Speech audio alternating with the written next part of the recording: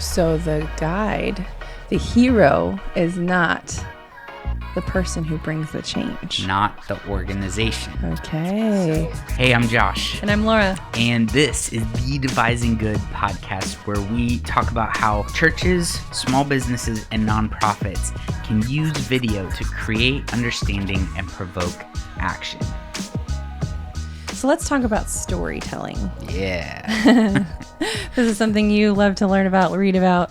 But can you just tell us briefly, what is storytelling? Yes. So I think I'd probably describe it a little bit like when you take the listener on a journey of transformation. So, that's kind of what it is. You're just kind of communicating this story of change. And really, like, storytelling is one of the best ways to to connect with people.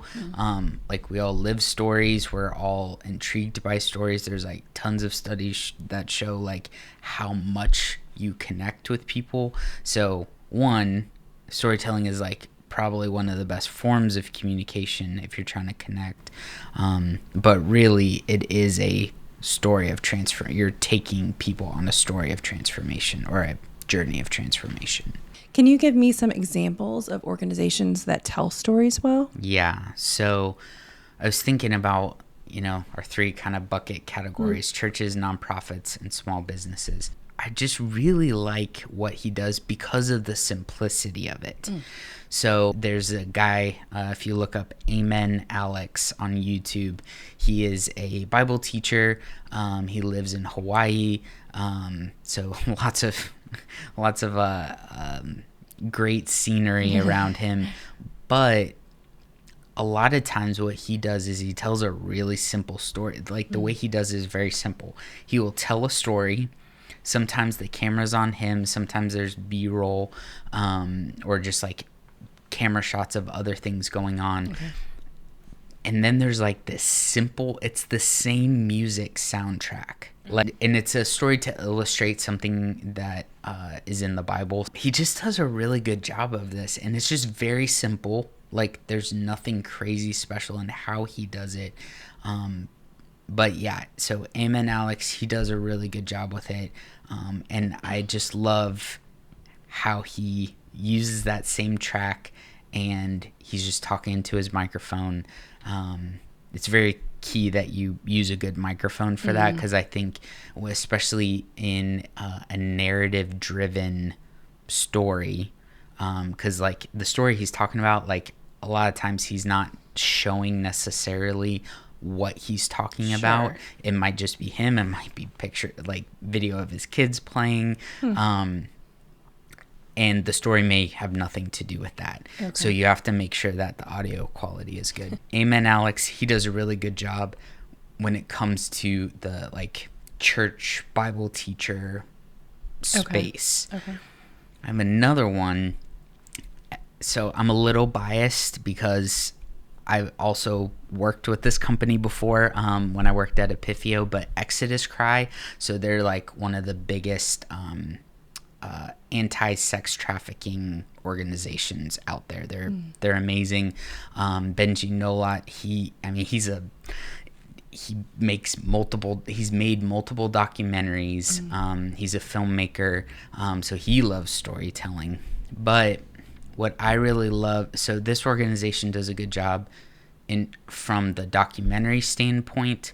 They just really do a good job of lifting the veil, the curtain, on a lot of misconceptions people have around whether it's prostitution or pornography, or he's done multiple of those. One of the things my team got to help with was making shorter animated videos. I think what was really cool about the videos that we did was there was a central character, which was the girl who was trafficked. And it kind of told her story, not in a literal way. A lot of times we did it kind of figuratively, and use different things. And I'll put links to some of these videos in the show notes, because they're just very powerful images without getting graphic or anything like that. But we were able to, the team, I'm going to give full credit to the team, because I didn't really have tons to do with that piece, but they just did an amazing job of showcasing what it was like. And so the reason why they told that story is because they want people to see why it's a big deal that things like prostitution is fought, why things like pornography are really a bigger deal than we actually give it credit for. So anyways, Exodus Cry is probably one of my favorite nonprofits when it comes to storytelling. And then one of my favorites is an organization called 23andMe. So they're genetic DNA testing. Right. I'm sure a lot of people have heard of them by now. I have a friend who actually went through and did DNA testing to find his dad, and we made a video about it. So I'll link that in the show notes as well. But it just kind of goes to show you like how the service, it's not just find out all this cool information.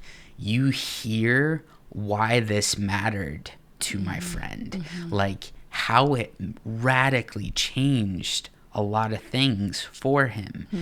This one's slightly different, less emotional, but Todd Henry, he came out with a book called Herding Tigers, and this was like kind of a promo video, and it was just done so well. I say I was the project manager on it, but it was done so well because it kind of took you on a journey of his target audience. So if you are a leader of creatives, here's probably all the things you think. And it kind of just like in a very fun multimedia sort of way took you on this journey. It was very lighthearted. It wasn't like super emotional or anything, but I think it did a very good job.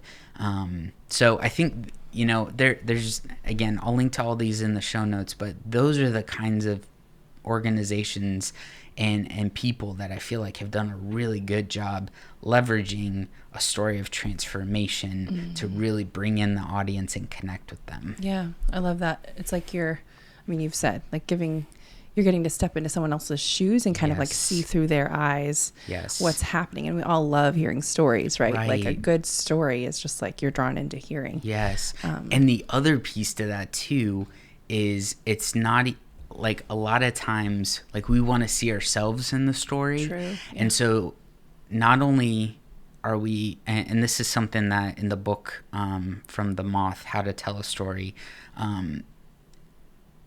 you're getting, one of the things they said in the book is when you tell a story, you are experiencing something that did not happen to you. Which is super great for empathy, right?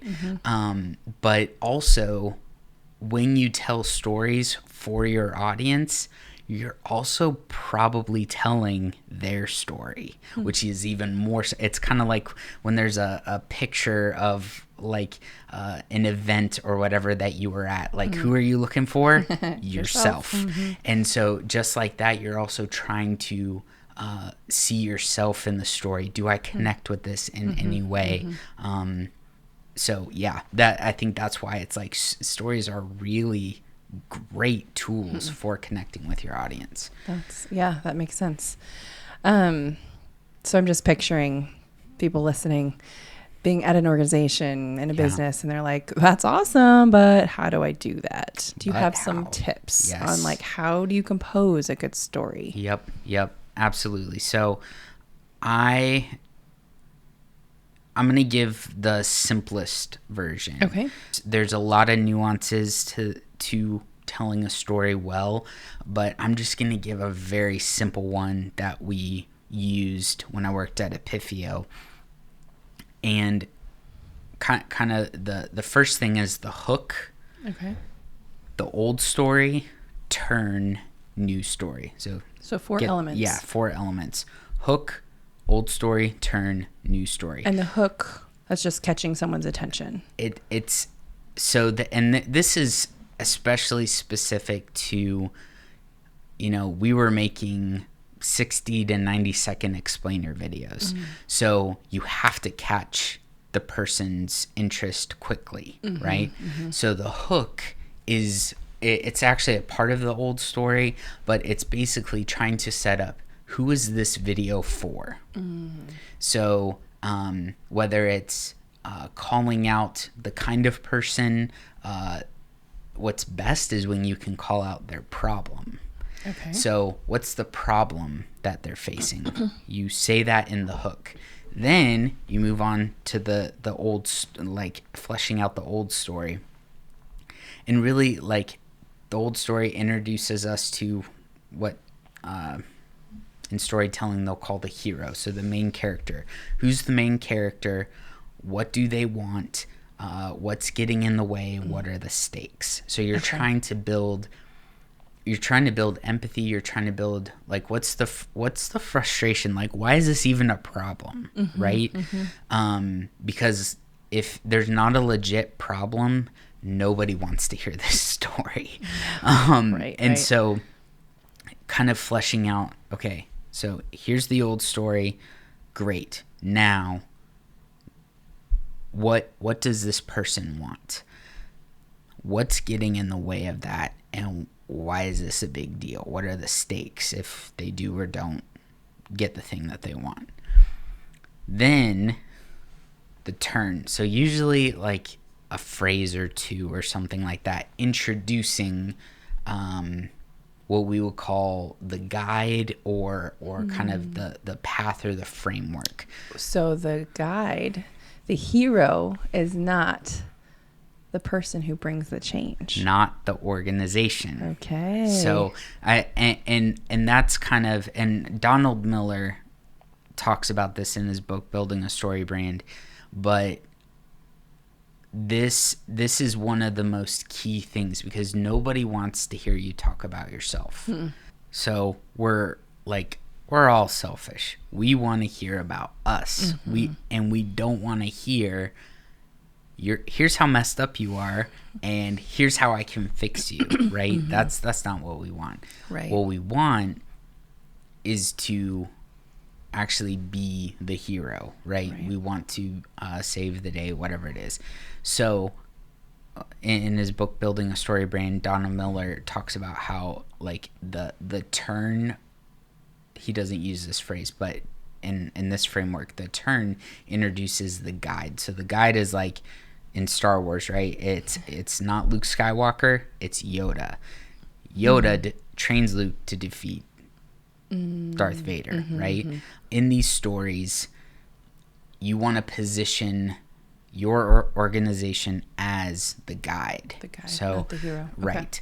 And so, and that's usually just like, again, if you're talking like a 60, 90 second explainer video or whatever, you want to, that's just super quick. We have the hook, we have the old story, we have the turn, and then the new story. So the new story is talking about, okay, now that the hero is following the new path that the guide has set out, what does life look like? What you want to do at the end is you want to talk about the payoff. So back in the old story, we talk about, what's the hero want?